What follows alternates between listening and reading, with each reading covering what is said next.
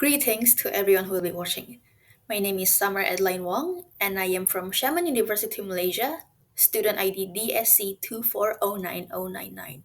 And today, I will be presenting the applications of linear systems and how the concept of linear systems can be applied in science and engineering with my teammate, Hadi Wijono Alexander Devin, also from Xiamen University, Malaysia, with student ID code DSC2409075.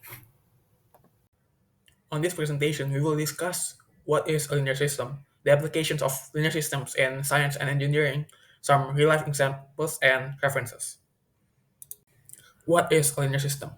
A linear system is a mathematical model of a system that describes linear differential equations. Linear systems typically exhibit features and properties that are much simpler than the non-linear case. It also helps elaborate the relationship between various parameters. After a brief introduction to what linear systems are, let's go into applications of linear systems in science and engineering. One of the fields that utilizes linear systems the most is electrical engineering. In electrical engineering, linear systems provide a way to systematically analyze circuits, streamlining the development process. One of the key examples of this is in circuit analysis, where linear systems are used in analyzing components of the circuits, such as the resistors, capacitors, and inductors. The application of linear systems in this field is obvious with Kirchhoff's law and Ohm's law. In this presentation, we'll mainly be focusing more on the Kirchhoff's law. This law dictates that the sum of all voltages in a closed loop is zero, and the sum of all currents entering a node equates to the sum of currents leaving the node. These laws create linear equations that can be systematically solved, allowing engineers to very quickly find the voltage and current in certain components of the circuit. Having this ability to quickly predict these values allows engineers to ensure safety in their designs. Linear systems are also applied in amplifier design. An amplifier is a device that can increase the voltage, current, or power of a signal. These devices are usually used in audio equipment to increase the volume of a speaker, wireless communications, and televisions. Linear systems allow engineers to predict and optimize the behavior of these devices, utilizing concepts such as Kirchhoff's law and Ohm's law as in circuit analysis. These laws are used in determining the input-output relationship between the voltage, power, etc. in the amplifier. Additionally, linear systems also help in choosing the best components for optimum efficiency. Aside from that, another example of application of linear systems in electrical engineering can also be seen in controlling power systems. As our world becomes more and more globalized, having control over power grids and having a way to very quickly find and isolate problems become essential. Linear systems play a big role in this, allowing engineers to systematically analyze the flow of electricity. This can improve the efficiency of massive electrical devices such as generators and transformers, which are mostly used in big cities. Linear systems are also applied in power flow analysis for quick, real time computations, often done by computers. They are also essential in load balancing and fault detection, allowing optimal allocation of resources and quick troubleshooting of the grid. Deviations from predicted values of the voltage, current, and power means that there's a fault somewhere in the grid, allowing engineers to very quickly isolate and solve the problem. Another way linear systems can be applied in real life is in linear programming. As mentioned in the previous slide, linear systems can assist in load balancing, allocating the most efficient resources to minimize cost. This is an example of linear programming, a method to maximize or minimize linear functions of certain variables. Here, problems are defined as linear equations that model the relationship of certain variables. This method is used in various fields, such as resource allocation, as mentioned earlier, supply chain optimization to reduce unnecessary manpower and time, and production scheduling by first defining the objective and variables, and then applying constraints in the system to form equations. Let's focus on supply chain optimization as an example. Now, let's try forming an example case of supply chain optimizations. Let's say a company wants to deliver goods from warehouse to stores, with the objective being to minimize transportation costs while still meeting delivery demands. The constraints in this case will be the supply of goods in the warehouses, which they cannot exceed, and the demand each store needs to meet. To streamline the process, let's just call the decision variable, or the number of units shipped, from warehouse I to store J, Xij. Here, transportation cost for shipping an item from warehouse I to store J is described as a matrix. For example, the cost for shipping an item from warehouse 1 to store 1 is 4 units, and the cost of shipping an item from warehouse 2 to store 1 is 6 units. In real life cases, of course, these numbers will be much more complex, but for simplicity's sake, let there be two warehouses and two stores with constant costs. Now, the LP model for cost minimization becomes 4x11, or 4 units times the amount of items shipped from warehouse 1 to store 1, plus 6x12, plus 5x21, plus 3x22. Now, let's say that the supply at warehouse 1 is 100, and warehouse 2 is 120, and the demand at store 1 is 80, and the demand at store 2 is 140. Now, we can apply these constraints to form a system of equations as such. Now, as we can see here, x11 plus x12, or the units shipped from warehouse 1, needs to be less or equal to 100, or warehouse 1 supply. This is the same as in warehouse 2 supply.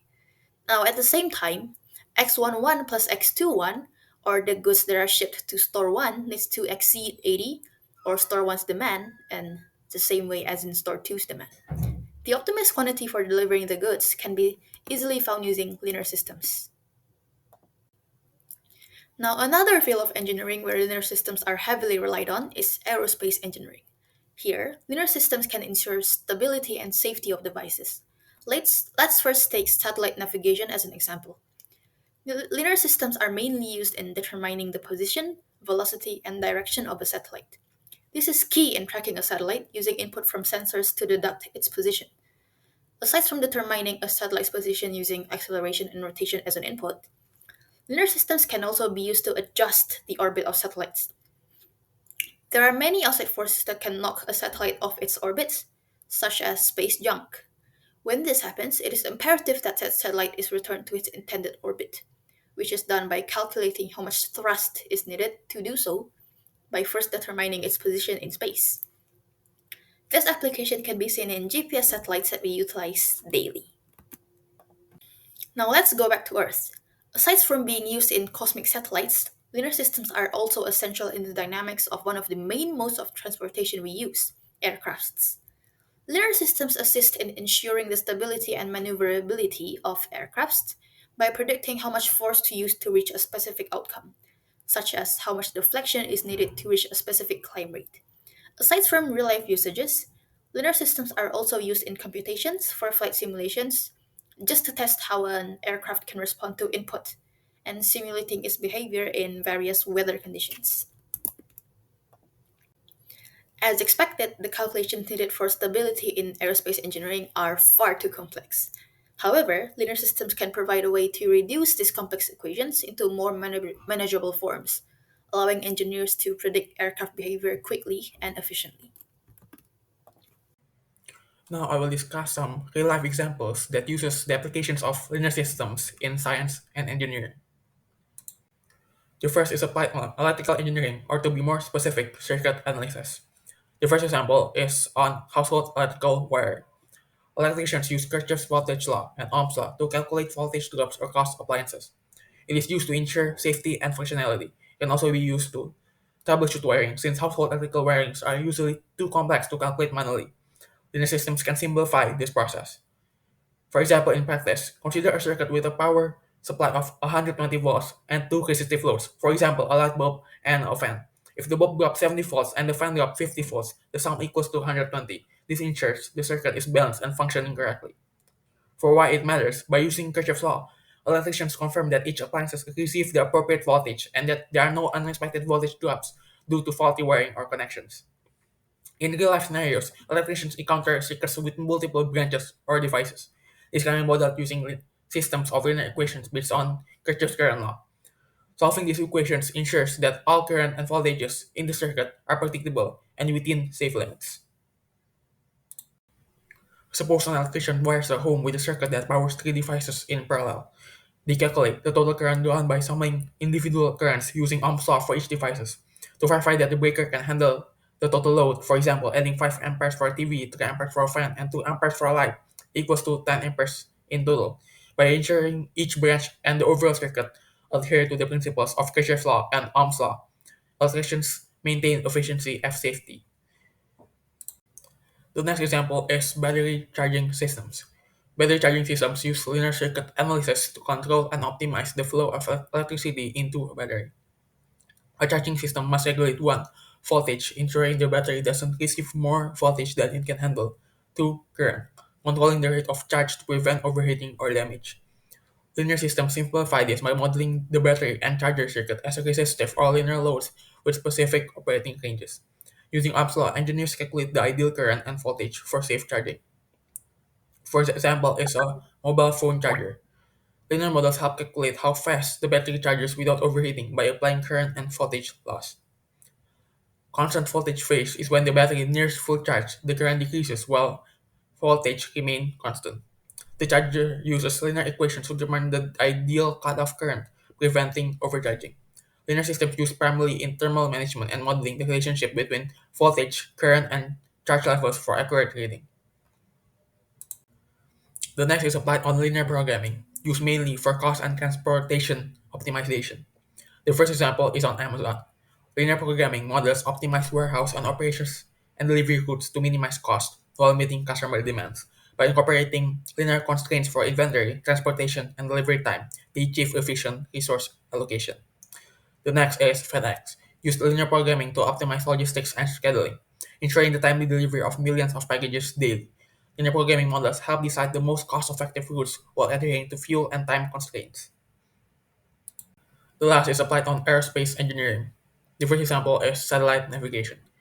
NASA and ESA missions use precise orbital determination techniques based on linear dynamics to ensure satellites remain in optimal positions for navigation and communication.